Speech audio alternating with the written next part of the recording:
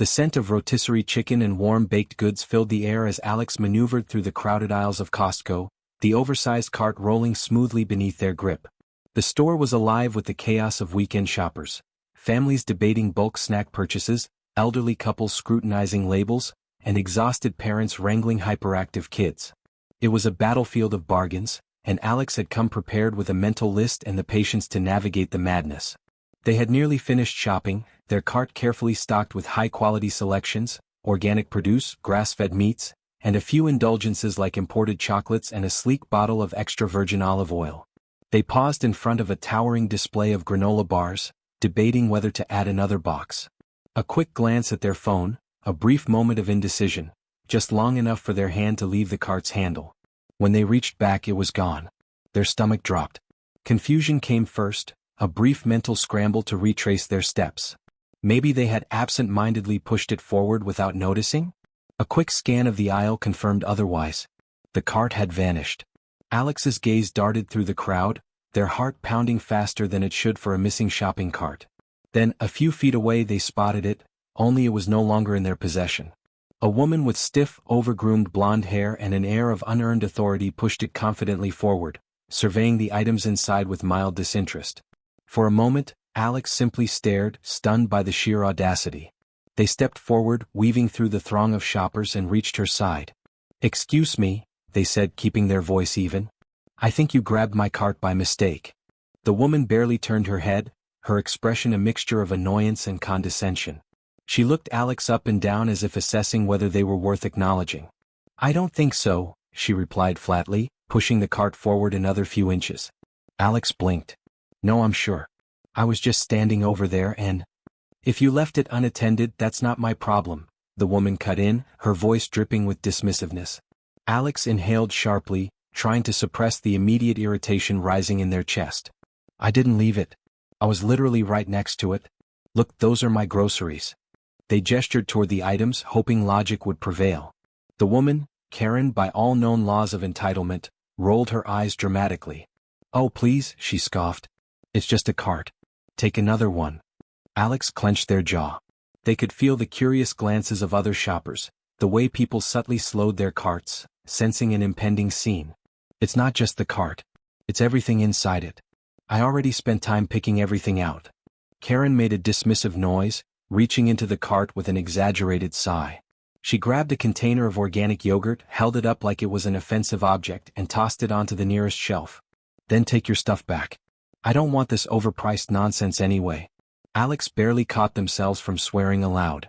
The absolute gall. "That's not how this works," they said, voice tightening. "You can't just take someone's cart and pick through it like a buffet." Karen crossed her arms, the picture of exaggerated impatience. "Listen," she said, her tone slow and patronizing. "You were careless. I needed a cart. It's not a big deal. If you want to make this into some kind of ridiculous scene, that's on you." A ridiculous scene. As if Alex was the one causing a problem. They could feel the heat of frustration spreading up their neck, their fists clenching at their sides. A Costco employee stood a few feet away, but they hesitated, clearly unsure if they should intervene. Karen smirked as if she had already won. "Honestly, you should be thanking me," she added. "Your choices are terrible. Who buys this much organic junk anyway?" She reached in again, this time grabbing a package of quinoa. She let out a snide laugh, shaking her head. "No wonder people are broke these days. Paying triple for bird food." Alex's breath came sharp and controlled. There was no getting through to this woman. She wasn't just entitled, she thrived on belittling people, on making them feel small. Other shoppers pretended not to listen, but Alex could feel their interest crackling in the air like static electricity. No one wanted to get involved, but they were all watching. Waiting. Direct confrontation wouldn't work. Karen had already decided she was right. Any attempt at reasoning would be met with smug dismissal. And Alex refused to be the fool shouting in the middle of a Costco aisle while Karen played the victim. Fine. Let her think she won. Alex took a slow step back, their face carefully neutral. "You know what? You're right," they said, letting their voice soften just enough to sound defeated. "It's just a cart." Karen's smirk widened, her eyes flashing with victorious amusement. "Glad you finally understand." Alex turned on their heel and walked away. But inside, their mind was already working, the pieces snapping together with cold, calculated precision. If Karen wanted to play games, Alex would make sure she lost spectacularly. Alex moved swiftly, their pulse steadying as a plan took shape. They wove through the crowd, slipping into an adjacent aisle where they could watch unnoticed. Karen, blissfully unaware of what was coming, pushed the cart toward the front of the store, stopping occasionally to scrutinize an item before either tossing it back in or discarding it with a scoff. She had no idea she'd just made a mistake. Alex wasn't impulsive, nor were they the type to pick fights with self-important strangers. But this wasn't about a shopping cart anymore. It was about principle. Karen had taken something that wasn't hers, sneered at the rightful owner, and then acted as if she was doing them a favor. That level of arrogance deserved consequences. From their vantage point, Alex watched Karen pause by the frozen foods, idly flipping through a pack of salmon before placing it in the cart. Their cart. That was the first miscalculation. Karen, so confident in her victory, was still shopping. If she had gone straight to checkout, the plan might not have worked. Alex turned, retracing their steps toward the back of the store. They needed another cart. Not just any cart, one that would be strategically useful. It didn't take long to find what they were looking for. A half-filled cart abandoned near the bakery, left unattended by a distracted couple debating between pastries.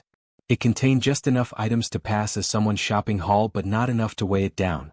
With practiced ease, Alex removed a few unnecessary things: bulk canned beans, a family-sized bag of frozen fries, just enough to lighten the load.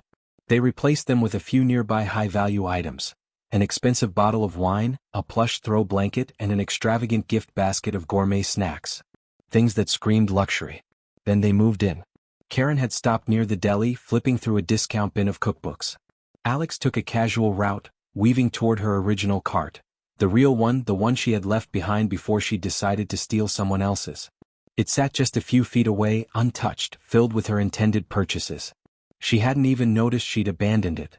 Alex worked quickly, smoothly swapping a few key items between the carts. From Karen's original cart, they took the indulgences, the wine, the chocolates, the designer blanket, and placed them into the decoy. In return, they slipped some of their previously discarded items into hers, including the very quinoa she had mocked moments before. With the switch complete, Alex moved away just as Karen turned, her gaze flicking toward her cart, the one Alex had just altered. She barely glanced at it, not even pausing before pushing it forward. Perfect.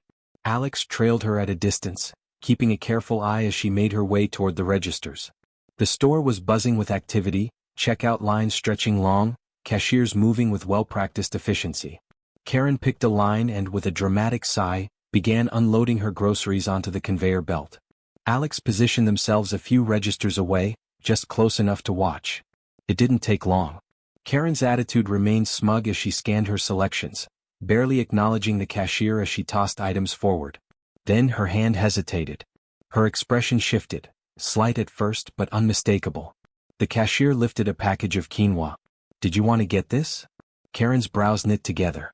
"I didn't pick that up." The cashier glanced at the cart. "It was in here." Karen let out an annoyed huff, reaching deeper into the pile. Her hand closed around an unfamiliar container, organic oat milk. She yanked it up, her mouth twisting. "This isn't mine." The cashier gave a patient nod. "I can take it off if you'd like." Karen waved a dismissive hand, looking increasingly irritable. Then she reached for what she thought was her bottle of wine. Except, no wine. Her fingers closed around a bulk container of electrolyte water. A flicker of confusion passed over her face. She turned, glancing into the cart as if seeing it for the first time. Her head snapped back toward the items on the belt, eyes scanning them, her frustration deepening with each passing second. "Where's my stuff?" she muttered. The cashier looked at her, puzzled. "This is all from your cart." "No," Karen snapped. "I had a bottle of Pinot Noir." She cut herself off, her fingers twitching as she rifled through the remaining items. "No chocolates. No blanket." Alex fought back a smirk. Karen's lips pressed into a thin line, the gears in her head struggling to turn. She was realizing it now, realizing that something wasn't right. She turned sharply, scanning the area, her gaze darting from cart to cart as if the missing items would somehow reappear. Then she spotted it, the decoy cart still sitting a few feet away. Abandoned, but full of luxury items. Her face twisted. She took a step toward it, hesitating just long enough for the cashier to clear her throat. "Ma'am, did you still want these?" Karen's nostrils flared. She looked at the register, then back at the cart, then back again. The weight of the situation finally landed. She couldn't admit she had taken a cart that wasn't hers, nor could she demand a switch now without exposing herself. If she tried to claim the other cart, she'd have to explain why she had someone else's groceries in the first place. And people were watching. Karen gritted her teeth, her fingers tightening around the handle of the cart. She inhaled sharply through her nose, forced a stiff smile and shook her head. "No," she bit out. "Just ring up what's here." The cashier shrugged, unbothered, and continued scanning. Alex exhaled slowly, the satisfaction settling deep. Karen had taken a cart that didn't belong to her. Now she had no choice but to pay for groceries she didn't even want.